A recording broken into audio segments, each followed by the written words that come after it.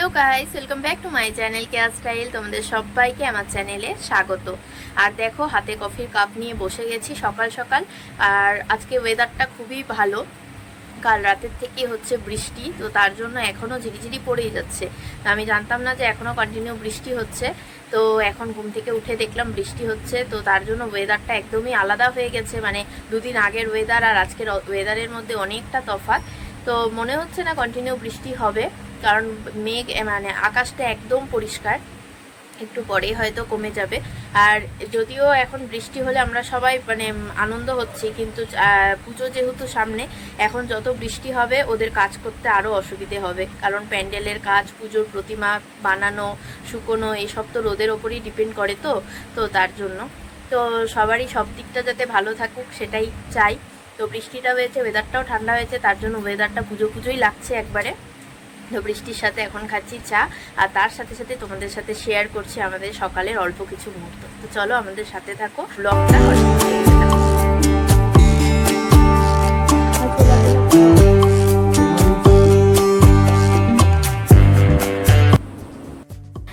তো চা খাওয়ার পর চলে আসলাম হচ্ছে ঘরে। অনেকগুলো কাপড় ছিল, ঠিক আছে, ওগুলো কালকের থেকে ভাবছি গুছাবো, কিন্তু আর গুছাইনি, ইচ্ছা করছিল না আর কি। মাঝে সাঝে আমার কুড়ামিতে ধরে, এটা একটা বড় দোষ, যখনই কুড়ামিতে ধরে কোনো কাজই করতে ইচ্ছে করে না। তো ওই কাপড়গুলোই গুছিয়ে এখন হচ্ছে ঘরটা পুরো ভালো মতো ঝাড়ু দিয়ে দিচ্ছি। আর আমার ঘরে এত মানে বেশি হচ্ছে নোংরা হয়, কারণ ডুগু থাকে।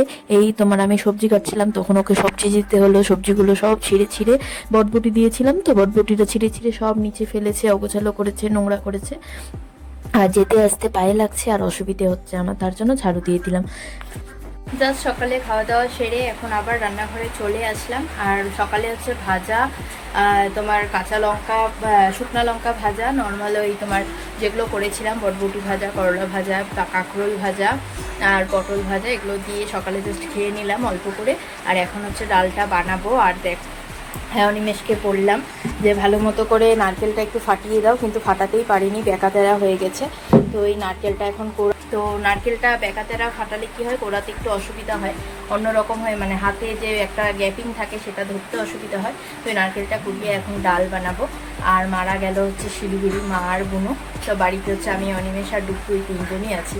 তো চলো তাড়াতাড়ি করে আগে নারকেলটা কুড়িয়ে নিই। দেখো, আমি এখন নারকেল কুড়াতে বসে গেছি, আর ওপরের থেকে জানলা দিয়ে আলো আসছে বলে ভালো মতো মানে ভিডিওটা শ্যুট করতেই পারিনি, এত ফোকাস মানে পেছনেই ফোকাস বেশি নিচ্ছিল।